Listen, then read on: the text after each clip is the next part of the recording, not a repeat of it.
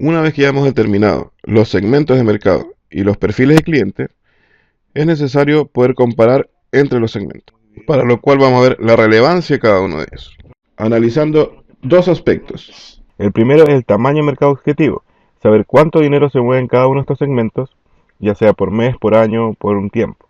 El segundo criterio es saber cómo es el comportamiento de la competencia en cada uno de estos segmentos y saber si que tengo realmente una ventaja competitiva que me va a permitir desenvolverme bien. Cuando hablamos de comparación de segmentos en función al tamaño de mercado, significa más o menos algo así. Imaginémonos que tenemos dos lagos. Cada uno de los lagos representa un segmento de mercado. En ambos lados nosotros podemos sentarnos a pescar. Sin embargo, nuestras probabilidades de pesca van a depender del número de peces que hay en cada uno de los lagos. Es decir, mientras más peces haya en un lago, mayor probabilidad tenemos de pescar un mayor número de peces. Por lo tanto, si tenemos dos segmentos o dos lagos, uno con un número de peces y otro con un número mucho mayor, en teoría debería ser más conveniente aquel segmento que tiene mayor número de peces, o en el caso del mercado, mayor cantidad de dinero transándose en ellos en un lapso de tiempo. Pero ahora, ¿cómo calculamos este tamaño en la vida real? ¿Cómo lo llevamos estos peces a dinero? Primero tenemos que determinar la demanda. ¿Cuánto se compra en las zonas que vamos a estudiar? ¿Cuánto compra cada persona según su perfil? ¿Cuánto paga por cada unidad? ¿Y con qué frecuencia compra? Entre otros. De esta forma podemos determinar la demanda general. Lo otro importante que tenemos que tener claro es conocer los datos demográficos de la zona que queremos analizar. Es decir, cuántas personas hay, cómo se dividen en su sexo, en su edad y en otros criterios que nos interese analizar o dividir el mercado. Con estos dos datos podemos juntarlos para en el fondo calcular los montos transados en un periodo en cada segmento. Pero, ¿cómo conseguimos esta información? En la realidad de grandes empresas, se mandan a hacer estudios donde se calculan las producciones y las ventas totales de las industrias, en función de producciones nacionales, según lo que muestre sus niveles de facturación, sus niveles de importaciones, o la información que revela cámaras sectoriales, muchas fuentes y bases de datos que venden información clasificada, o también haciendo levantamientos directamente del mercado. Sin embargo, estos estudios suelen ser sumamente caros y tomar un tiempo no menor en realizarse. Por eso, nosotros, como emprendedores, tenemos que buscar fuentes alternativas de información que nos permitan de alguna u otra forma obtener los datos que nos permitan tomar decisiones en un costo bajo. Con este fin, podemos buscar en internet, en agencias o en cualquier fuente de información que nos sirva para desde aquí descifrar los datos que necesitamos. Muy probablemente no vamos a encontrar la información tal cual la estamos buscando, por lo tanto vamos a tener que procesarla. Por ejemplo, si buscamos en internet algún dato de consumo o el tamaño de un mercado directamente preguntándolo en algún buscador, probablemente vamos a encontrar informaciones de este tipo. El consumo per cápita a nivel nacional es de tanto.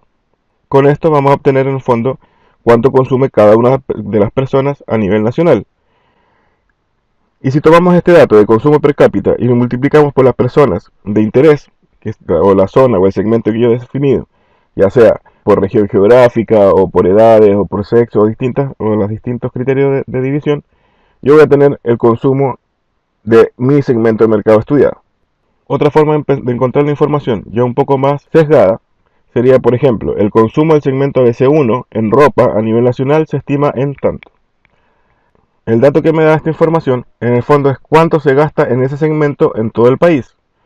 Por lo tanto, yo agarro ese dato de consumo, lo divido por la población indicada. En este caso sería las personas ABC1 de todo el país y me va a salir un consumo per cápita de los segmentos ABC1. Eso lo multiplico por el número de personas en mi zona de interés y voy a sacar el valor de mi segmento. Otra opción sería encontrar algo como el consumo de productos gourmet del sector ABC1, la región Z, es de tanto. Supongamos que yo no estoy analizando la región Z, yo estoy analizando la región X.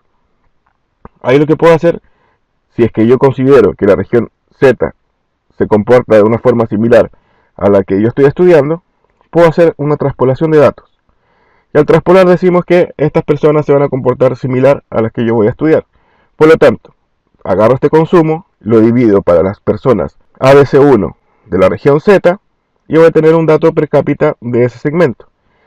Ese mismo dato yo lo multiplico por las personas ABC1 de la región de mi interés y de esa forma yo tendría el dato que busco. En el fondo, todas estas opciones se resumen en una fórmula. que nos dice que el cálculo del tamaño de mercado va a estar compuesto por al número de individuos que yo determine en función a la población de una región, y eso lo multiplico tal vez por la proporción de su segmento de estrato socioeconómico o de edad o de distintas cosas. En el fondo tener reducido al número de individuos que yo estoy estudiando. Eso lo multiplico por las unidades de consumo y eso a su vez lo multiplico por el precio que pagan por cada una de estas unidades. De esa forma vamos a tener la fórmula general para calcular el tamaño de mercado o de segmento de mercado. Para que nos quede un poco más claro, vamos a ver este ejemplo en el caso de Gladys. Gladys, para determinar la importancia de cada uno de sus segmentos, buscó por internet, en Google, en Sinergia y otros motores de búsqueda, distintas opciones donde ella pensaba que podía conseguir información del rubro del turismo. Se metió al Servicio Nacional de Turismo, donde obtuvo una cierta cantidad de datos. También encontró un foro de turismo pymes, donde había mucha gente que le pudo dar la mano y darle información.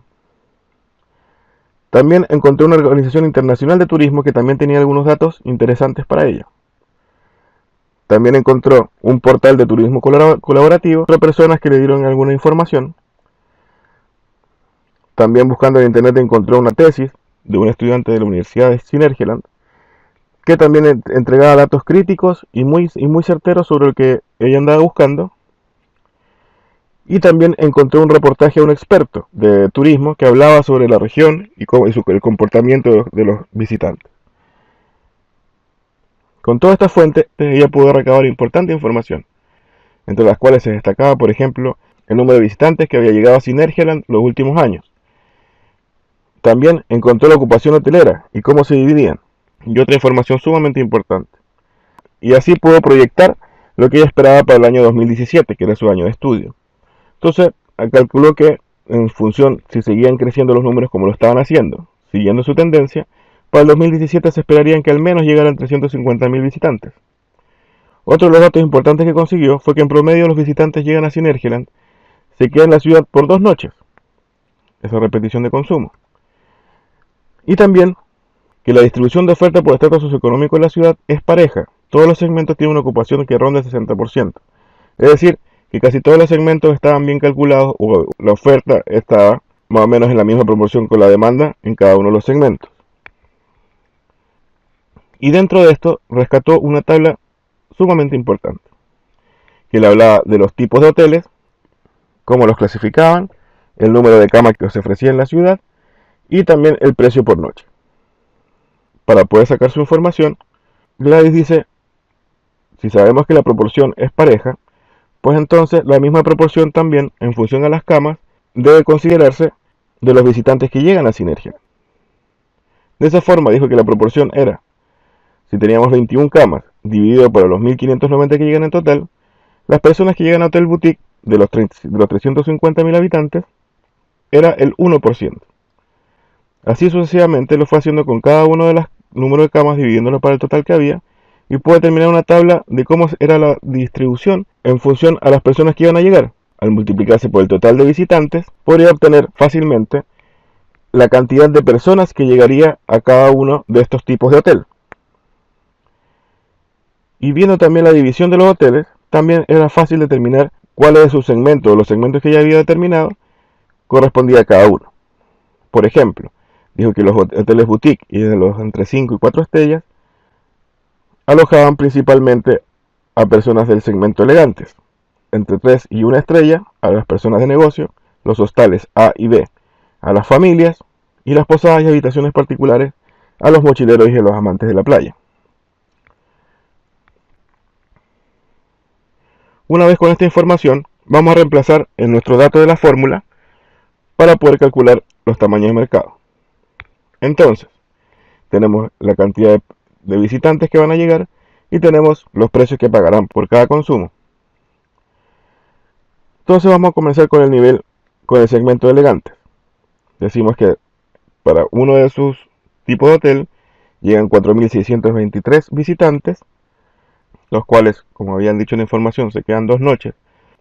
Lo multiplicamos por 2, que serían el número de noches que se quedan, o la repetición de consumo, o unidades de consumo, y lo multiplicamos por el precio que sabemos que es de 310 por noche. De esta forma sabemos que el primer tipo de hotel puede generar en términos de mercado un total de 2.866.000. El siguiente grupo de hoteles que también pertenece a este segmento considera 14.000 visitantes por 2 noches por un precio promedio de 210, igual a 5.900.000, lo que nos daría un total de segmento de 8.783.000. Este sería entonces el tamaño de mercado o el tamaño del segmento para el segmento de elegantes. Si lo repetimos lo mismo con las personas de negocio, decimos que vienen 63.000 y que pagan un promedio de 120, tenemos un mercado de 15 millones. En el caso de las familias, que llegan a dos tipos de hostales, tenemos un mercado total de 21 millones. Y en el caso del gran número de mochileros y amantes de la playa, tenemos que tienen un mercado total de 3 millones. Con esto podemos analizar la información, ver cuáles son más importantes en términos de tamaño por dinero, y también tenemos números de visitantes. Entonces ahí podemos hacer un análisis ya bastante más aterrizado, donde decimos que las personas elegantes que ocupaban una porción mínima del mercado en número de visitantes representa una cantidad en dinero no menor. Las personas de negocio, que representaban menos de un cuarto de los visitantes en términos de unidades, ocupan casi un tercio en términos de dinero. Las familias más o menos mantienen su proporción, y los amantes de la playa y los mochileros, que aparentemente, o que era un segmento importante en número en unidades, representa un mercado sumamente pequeño. Pero, ¿cómo podemos saber qué tan difícil se nos puede hacer entrar en cada uno de estos mercados? Porque si bien ahora consideramos y ya sabemos la cantidad de número de peces que hay en cada uno de los lagos, solamente estamos considerando nuestras capacidades. Pero ¿qué pasaría si en el lago donde aparentemente hay más peces no somos los únicos pescadores? ¿Qué pasa si mi número de competencia es alta? ¿Qué pasa si hay competidores con otras herramientas y otras tecnologías que pueden ser mucho más atractivas para el mercado? ¿O qué pasa si el comportamiento de algunos competidores es sumamente agresivo, usando políticas de precio devastadoras o formas de acaparar mercado que nos dejarían poco para competir? Haciendo un buen análisis, incluso en algún momento podría definirse que tal vez no sería el segmento que más nos importe a donde hay más peces, sino aquel donde tengo más peces para mí solo. Por eso es importante analizar la competencia. Pero antes de ir al análisis de la competencia, vamos a ver los tamaños de tus segmentos. Ahora, calcula el tamaño de tus mercados usando la fórmula que hemos visto para poder seguir con el contenido.